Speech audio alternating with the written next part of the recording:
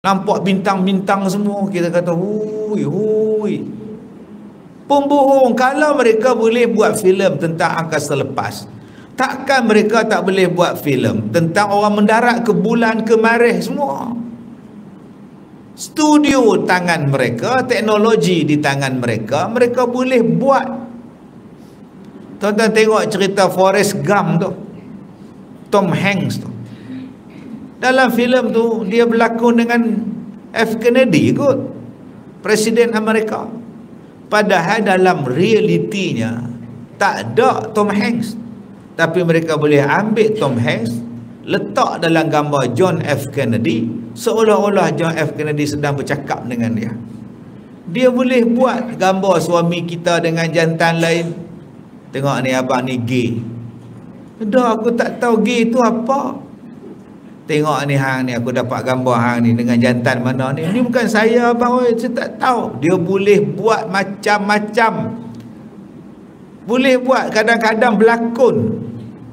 Jalan rebah. Tiba-tiba datang angkasawan main kutip dalam van. Naik bas rebah. Berhenti bas, angkasawan tunggu dah jalan. Ini 2-3 tahun yang lepas. Ya Allah, penyakit apa pula ni, ya Allah, takutnya tiba-tiba rebah. Teringat tak drama tu? Maka satu dunia kena tipu. Bila dah dapat penyakit, tak ada siapa merebah. Elok duduk kat hospital, elok duduk kat pusat kuarantin main pingpong. Bila masa anak rebah? Dia menimbulkan ketakutan. Dia menimbulkan satu ketakutan, anxiety pada kita ni. Pakat jadi kelang kabut semua orang. Cerita pasal telur tak ada, pakat cari telur. Akhirnya telur jadi mahal sebab semua pakat orang cari, padahal telur tu mana boleh tahan sampai 4-5 bulan.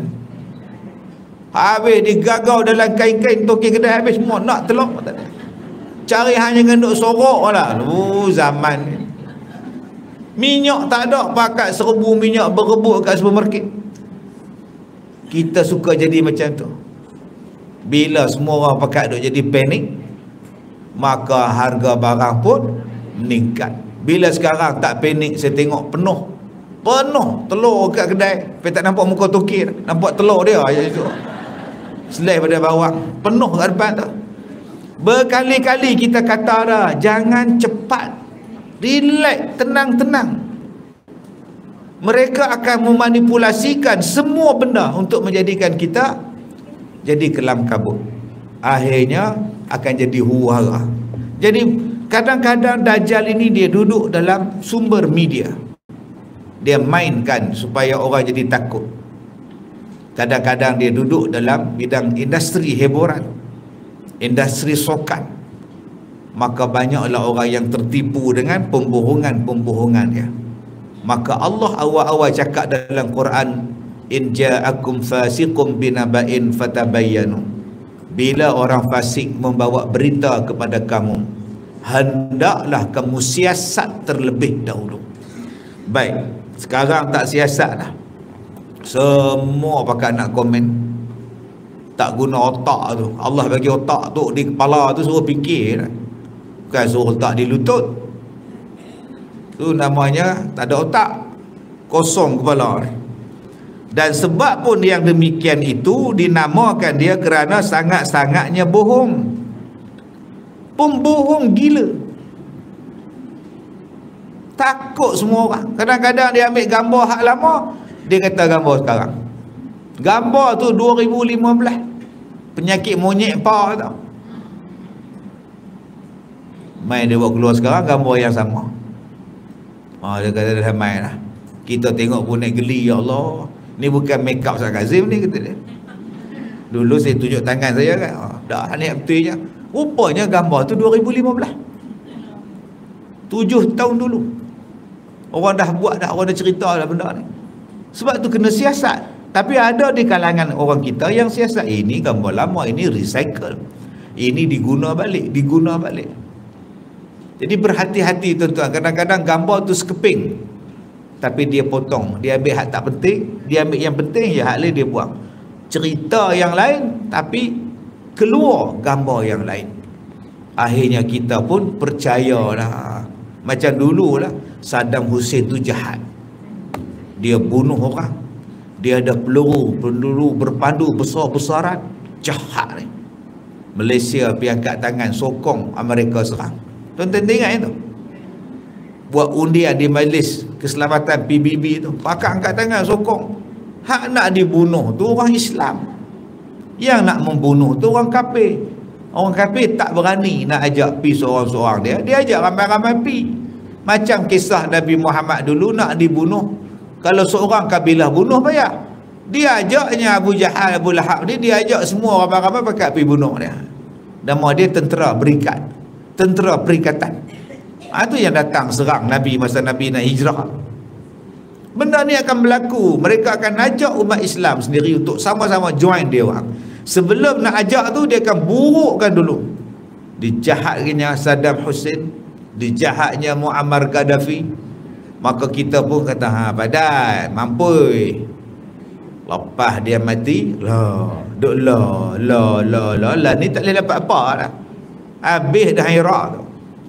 Libya je dia duk nyesal buat Iraq. Dulu lagi bagi masa Saddam ada bagilah apa lah. Dulu waktu dulu habis. Begitulah akan berlaku di mana-mana pun. Jatuh saja satu pemimpin, naik hak lain pula, pakat duk mengeluh lah. Dulu lagi bagi ada, tak dapat ada lah, apa tak ada. Subah bunyi je Saddam Hussein juga lah. Nak naik balik tu susah lah.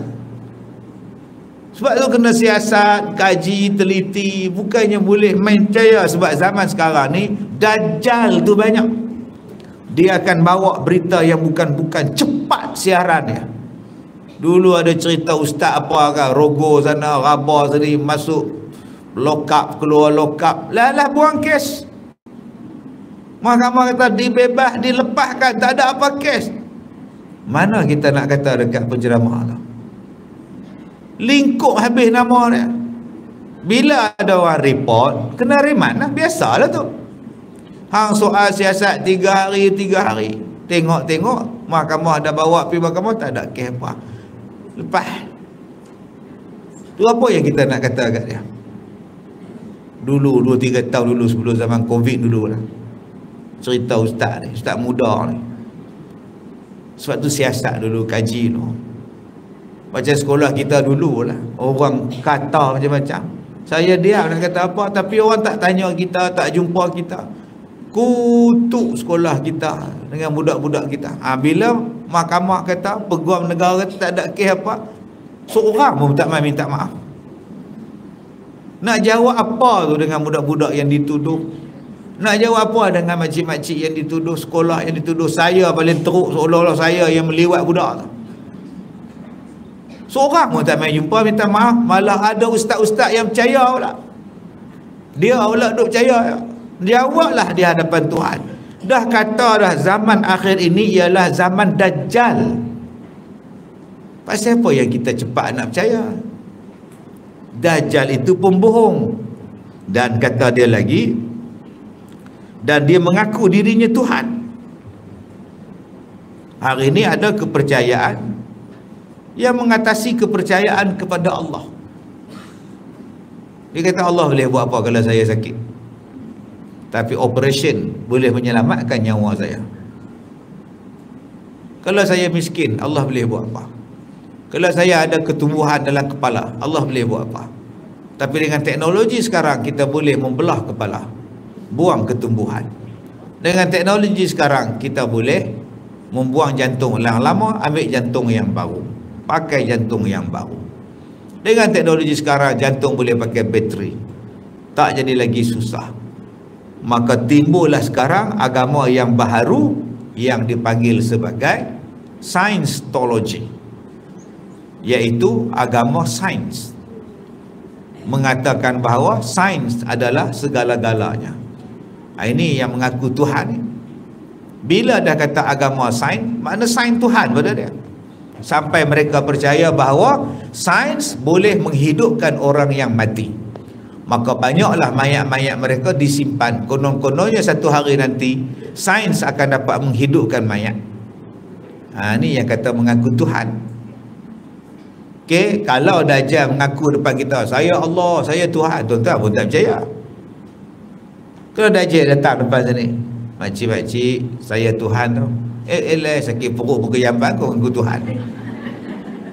Tuhan bukannya berak, Tuhan bukan tidur. Tapi pengakuan Tuhan sekarang ialah orang tak percaya pada Allah. Dia kata macam mana Nabi Muhammad naik ke langit tanpa roket, macam mana Nabi Muhammad Isra' Mi'raj tanpa memakai oksigen. Sains telah membuktikan bahawa di sana tidak ada udara. Mana hantar? Hang Nabi. Sains telah membuktikan nak sampai ke langit kena ada roket. Itu je berterabur jatuh kat Sarawak sikit, kat Vietnam sikit, dekat Balikpapan sikit tu, roket Cina. Tiba-tiba Nabi Muhammad naik ke langit tanpa roket. Sains tak boleh terima. Sains tu kepala hutang. Yang bawa Nabi Muhammad tu Allah. Perantaraan guna Jibril dengan buruk lah, apalah. Yang Nabi Muhammad tu Nabi, dia ada mukjizat. Yang kau kata tu angkasawan, yang kau meletakkan angkasawan dengan tarak Nabi tu buat siapa? Engkau yang sawan. Mana boleh menyamakan tarak kedudukan manusia biasa dengan Nabi Muhammad? Ini dia tak percaya. Dia hanya berpadukan kepada sains. Dia tak boleh nak terima benda-benda yang luar daripada kebiasaan sains dia. Maka seolah-olah sains itu adalah Tuhan pada dia. Ini zaman Dajjal.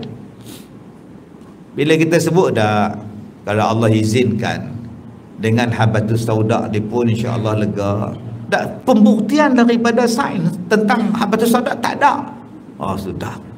Tapi Nabi kata dia ada ubat. Hang nak kaji apa lagi? Apa lagi hang nak kaji?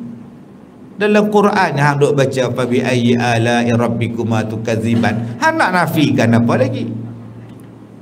Okay, Allah sebut berkali-kali dalam Quran. Perkataan apakah lagi yang kamu nak percaya kalau bukan perkataan Allah dan Rasulullah?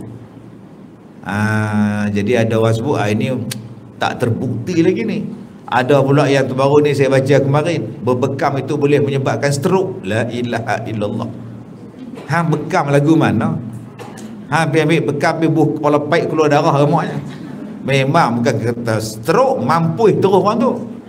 Jadi jangan kita hari ini menafikan sifat-sifat. Bila tuan-tuan melemahkan sifat-sifat Allah dan mengagungkan benda-benda yang lain, maka itulah dipanggil sebagai Dajjal. Dan kata dia lagi, mengaku ia akan dirinya boleh menghidup dan boleh mematikan orang. Dan mengaku akan dirinya boleh menjadikan apa-apa jua sesuatu. Kalau nak hujan, dia boleh bagi hujan. Nak roti, saya boleh bagi roti. Nak kemewahan, saya boleh bagi kemewahan. Siapa klaim ni? Dajjal. Maka orang yang tak ada iman pakat serbu. Kamu dengan ambil benda ni, kamu akan selamat. Dan kamu boleh berjalan ke mana-mana sahaja. Yeay, pakat pergi ramai-ramai. Makcik nak masuk Maidin, makcik nak pergi umrah. Lepas ambil apa pun tak ada. Masuk hospital banyak. Ini kena siasat. Yang bawa benda ni bukan orang Islam. Kamu orang Islam ada Nabi, kenapa tak tanya dekat Nabi? Rujuklah pada hadis Nabi. Kamu ada Allah, tanyalah pada Allah. Apa dia? Ambillah Quran. Bukannya pergi tanya Tuhan. Maksud pergi tanya Tuhan tu, ya Tuhan. Bukan macam itu. Bukan pergi makam Rasulullah dulu tunggu Nabi bercakap apa. Bukan. Kamu ada hadis, rujuk dia. Kerana apa yang berlaku di tangannya itu semuanya dijadikan Allah, bukannya dia sendiri menjadikan. Dajjal tidak ada kuasa. Boleh faham? Hanya zahir di hadapan makhluk Allah macam dia tu ada kuasa kerana nak menguji makhluk Allah. Kamu taat pada Dajjal atau taat pada Allah? Kamu percaya pada Allah ataupun percaya kepada Dajjal. Allah Ta'ala nak menguji hambanya yang beriman dan tidak beriman, maka Allah Ta'ala zahirkan dia. Maka tadi kita sebut tentang kisah Nabi Isa. Semua orang aman, baik, semua nak sembahyang sebab nak ingat kiamat nak mati dah. Ada pula dia kata, Ustaz, boleh tak kalau Allah jadikan semua manusia ni beriman? Dajjal tak ada, setan tak ada, iblis tak ada, hantu tak ada, hak jahat-jahat semua tak ada. Allah jadikan semua orang baik, semua masuk syurga. Boleh tak Ustaz? Boleh. Habis tu kenapa Allah tak jadikan ada ni jahat, ada hak ni setan, ada hak ni dajjal, ada hak yang ni Ya'juj Ma'juj, ada ni kafir lah, kafir harbi lah, apalah. Kami ni tak tahan godaan Ustaz. Bila main dajjal kami percaya. Udah bila percaya kami masuk neraka. Apa? Oh sudah. Lah Allah pula yang salah pada dia. Kan dia nama ujian. Kan nama ujian. Semua orang boleh buat kereta. Tak payah ambil lesen. Tuan-tuan setuju tak? Mesti ada orang ambil ujian untuk dapat lesen. Semua orang kena periksa SPM. Dah tak payah. Bagi je kerja lepas SPM. Dah dia kena SPM. Sebab apa? Nak test, nak ajar, supaya bila hang pergi kursus, hang belajar, hang ada undang-undang, hang ikut peraturan. Itu tujuan kita ambil lesen. Diberinya ujian memandu, ujian peperiksaan. Semua benda dalam dunia kita ni ada ujian. Doktor, nak jadi doktor ada ujian. Nak jadi lawyer kena ada ujian. Semua ada ujian. Nak jadi ustaz pun kena ada ujian. Periksa sana, periksa sini. Lepas dia baru jadi ustaz. Maka begitulah ujian besar dalam dunia. Semua orang kena uji.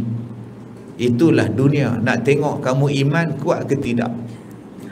Macam akak-akak lah, ada suami baik sangat.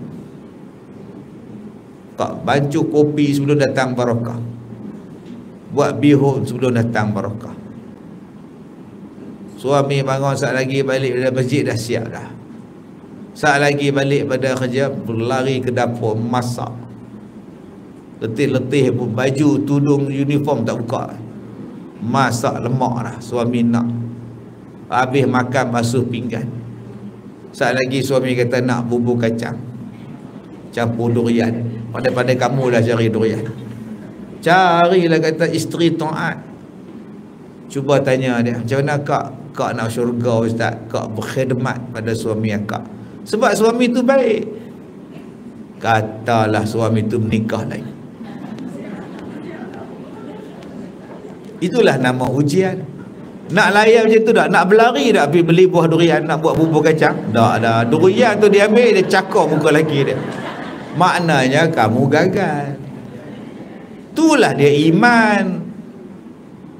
Kamu beriman pada Islam? Ya. Kamu beriman pada Allah? Ya.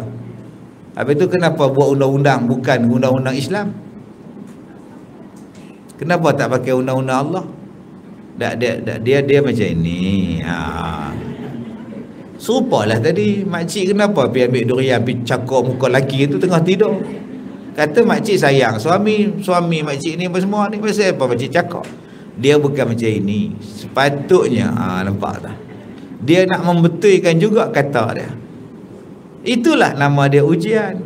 Sebab tu ujian yang sebetulnya bukan suami kita ni. Suami bagi duit sebulan 2,000, suami bagi rumah, bagi pakai, bagi kereta sebiji.